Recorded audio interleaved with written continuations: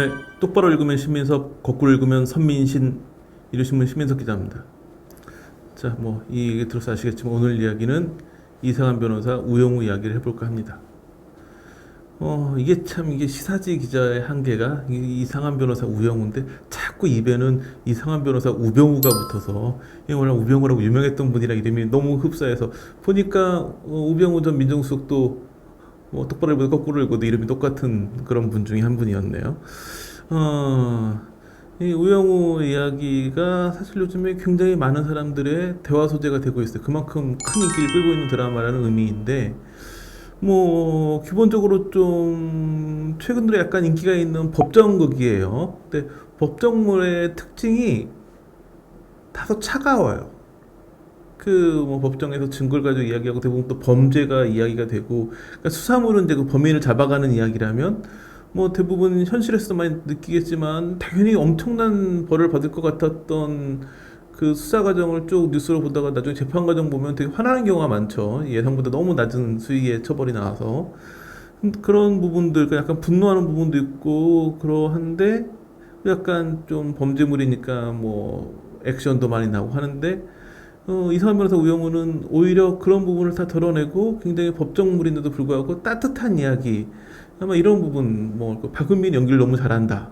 그리고 또 그 자폐 스펙트럼을 가진 장애인인데 굉장히 천재인, 뭐 이런 경우는 굿닥터라는 드라마에서 한번 소재로 활용했었고, 굿닥터가 미국에서도 리메이크된 거 보면 이 비슷한 컨셉의 이상한 변호사 우영우도 충분히 해외에서 리메이크도 될 만한 걸로 보여지는데, 뭐 이런 드라마의 가장 큰 힘은 물론 이런 대본을 쓰는 작가도 중요하고 PD도 중요하고 뭐 다 중요하지만 배우의 힘이죠.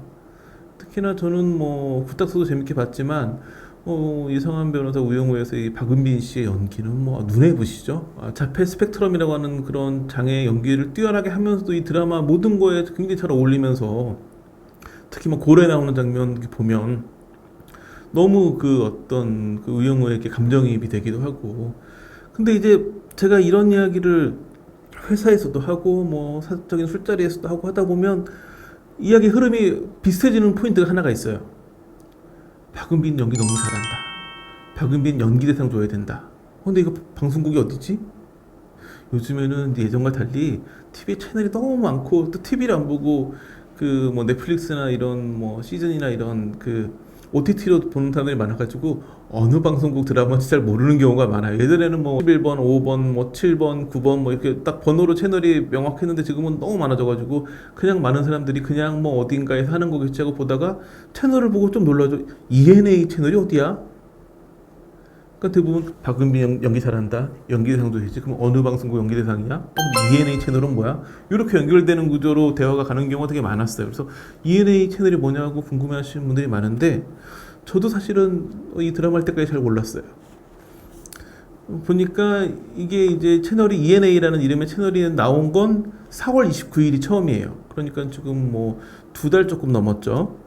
ENA라고 하는 채널은 ENA라고 하는 어떤 브랜드가 생겨나면서 나온 채널인데, 원래는 이제 그 스카이 TV 그리고 미디어지니가 함께 이제 그 ENA라고 하는 브랜드를 출범시켰고, 그러면서 기존의 스카이 TV에 있던 스카이 채널이 지금의 ENA 채널이 된 거고, 그 스카이 TV에 있던 NQQ 채널이 ENA 플레이 채널이 됐고, 미디어지니에 있던 드라마 H가 ENA 드라마, 그리고 트렌드 채널이 ENA 스토리가 되면서 이렇게 ENA라고 하는 브랜드의 채널이 동시에 이렇게 생긴 거였죠.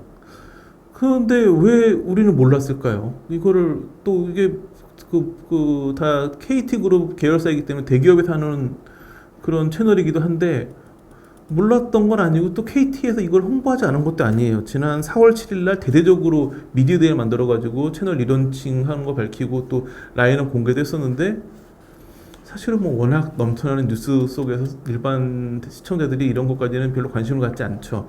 이럴 때 중요한 게, 좋은 드라마 한 편이면 이름이 알려지는데 보통 이렇게 채널을 새로 할 때는 첫 작품이 굉장히 힘을 많이 실죠.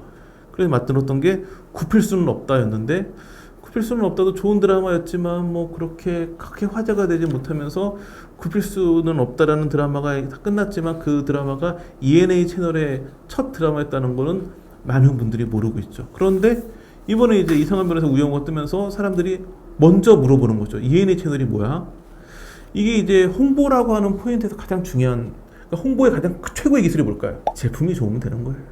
제품이 좋으면 알아서 제품이 입소문이 나고, 이거 어디 거야? 이거 어느 브랜드야? 그리고 제조사는 어디야?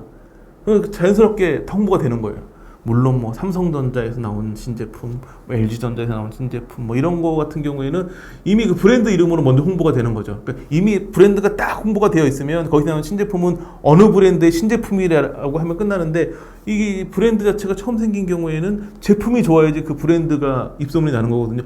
이거 뭐 써봤더니 이 브랜드 괜찮은데? 라고 하면서 브랜드가 유명해지는 건데, 딱 정확히 그 케이스인 거죠. 이상한 변호사 우영우라고 하는 히트작이 생기면서 ENA 채널이 뭐야? KT 계열이라네.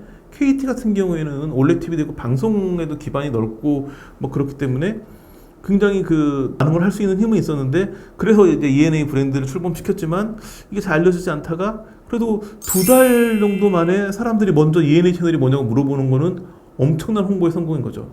그러니까 아마 ENA KT 그룹 입장에서는 이상한 변호사 우영우 한편으로 ENA 채널과 ENA 브랜드에 대한 홍보는 다 끝난 거예요. 이제 올 여름 지나고 나면 사람들이 ENA 채널 하면 KT 계열 다 알 거예요. 그러니까 그 정도로 이 드라마 한 편이 엄청난 효과를 발휘한 거죠.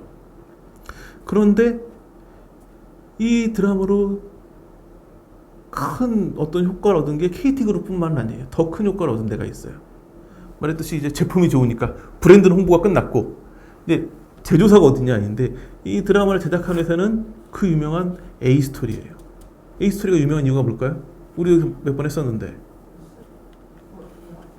지리산 때문이었죠. 이 참 A스토리의 주가가 드라마틱한데, 저는 뭐 주식을 하지 않아가지고 잘 모르지만 뭐 이 스토리만 봐도 드라마틱해요. 그러니까 A스토리 주식을 갖고 계신 분들은 정말 드라마틱한 한 1년 가까이를 보내신 건데, 이 주식이 작년 10월 20일 날에는 5만 300원까지 갔어요. 처음으로 5만 원대까지 진입하면서 급등했었죠. 근데 왜 5월 20일까지였을까? 그 이유는 뭐냐면 그때 지리산을 시작했거든요. 그러니까 지리산 첫방 하기 직전에 최고가를 찍은 거예요. 지리산, 김은희 작가랑 이응복 PD, 제작진 빵빵하지, 전지현, 주지훈 등등 출연진 빵빵하지. 누가 봐도 이거는 뭐 저도 그냥 지난해 초부터 얘기했던 2021년 최고 기대작 드라마가 지리산이라고 얘기를 했었으니까. 근데 첫 회부터 이게 호평보다는 호평이 쏟아지기 시작해서 시청률은 그래도 어느 정도 유지를 했는데, 그걸 기대하고 5만 원까지 주가가 오른 게 아니었기 때문에 드라마가 그러니까 12월 12일 날 종영했나 그래서 아마 종영 직후인 13일 날 주가가 28,750원이었어요. 거의 반토막 났죠.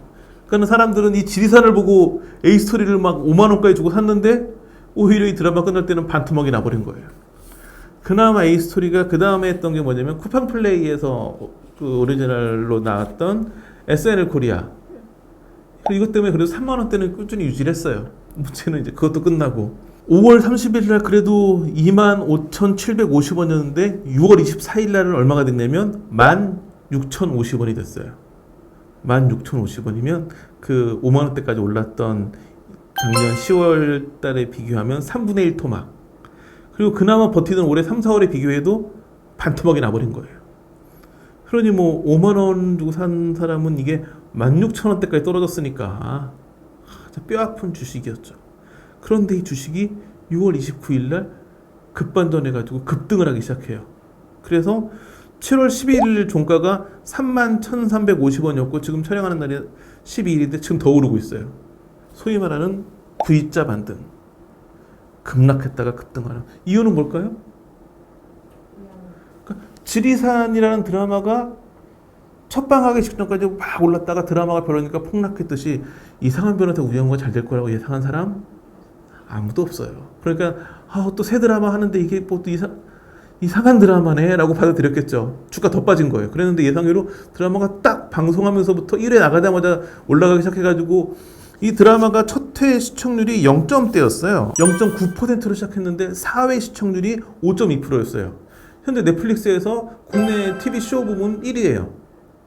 그리고 뭐 대만도 1위였었고, 뭐 일본에서도 꽤 순위 높게 나오고, 지금 아시아권에서는 다 순위가 높고, 제가 보기에는 이 드라마는 물론 넷플릭스 오리지널이 아니어가지고 좀 한계가 있긴 하겠지만 그래도 꽤 그 폭발적인 인기를 얻을 수 있는 드라마예요. 근데 지금 고작 4회 방영했는데 16,000원대에서 31,350원 2배 올랐어요.